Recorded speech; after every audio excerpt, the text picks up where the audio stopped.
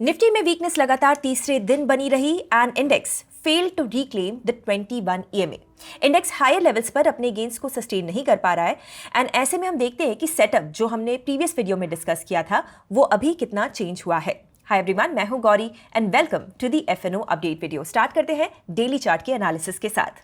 जैसा कि आप डेली चार्ट पर देख रहे हैं, इंडेक्स ने 21 ईएमए से रिजेक्शन लिया एंड नाउ 25,950 का ये जो जोन है वो इंडेक्स के लिए इमीडिएट रेजिस्टेंस का काम कर रहा है। ऐसे में अगर इंडेक्स इस 9 दिसंबर के लो को ब्रीच करता है along with 50 EMA on a closing basis, then it can retest the next support zone of 25,450. Fresh strength हम 26,100 के ऊपर ही देख पाएंगे। If we look at the open interest data of 16 December expiry, तो 26,000 has now become crucial call base, यानी इस zone में index को रेजिस्टेंस है।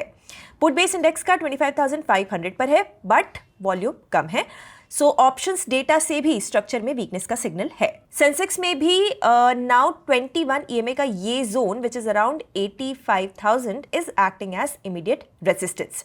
तो फ्रेश स्ट्रेंथ के लिए हम इस जोन को के अबव क्लोजिंग हमें चाहिए। दूसरी तरफ यहाँ पर भी अगर 50 ईएमए ब्रीच होता है तो इंडेक्स कैन रीटेस्ट द 83,100 का ये वाला जोन। सेंसेक्स पर 11 दिसंबर की एक्सपायरी का ओपन इंटरेस्ट हम देखें तो 85,000 की कॉल पर हाईएस्ट बेस है, यानी इस लेवल को पार्टिसिपेंट्स एक्सपायरी के लिए रेजिस्टेंस मान के चल रहे हैं।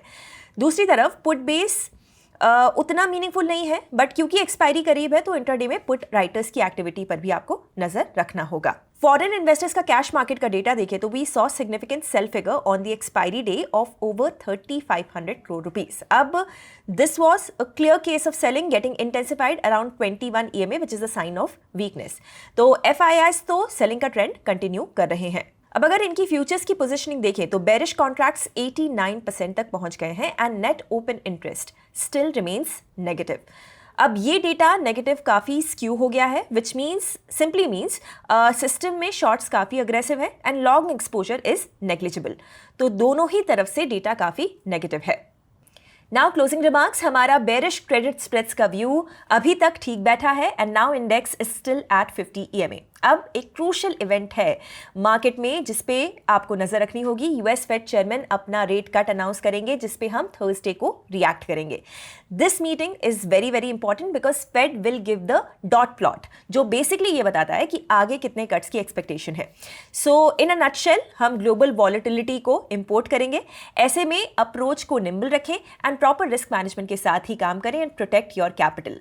अगर आप ट्रेडिंग और इन्वेस्टिंग एक्सपर्ट से सीखना चाहते हैं देन एक्सप्लोर कीजिए अपलन को, जहां पर केवल 999 के प्राइस पर आपको मिलेगा 3 महीनों तक हमारे वेबिनार्स और कोर्सेज का अनलिमिटेड एक्सेस।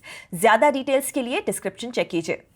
तो आपको क्या लगता है, निफ्टी इस पॉइंट पर होल्ड करेगा या फिर ब्रेक? अपना एनालिसिस, अपनी राय मुझे कमेंट्स में बताइए। ऐसे वीडियोस हर रोज देखने के लिए हिट द सब्सक्राइब बटन। हम कल मिलते हैं नए एफएनओ अपडेट के साथ। Investment in securities market are subject to market risks. Read all the related documents carefully before investing.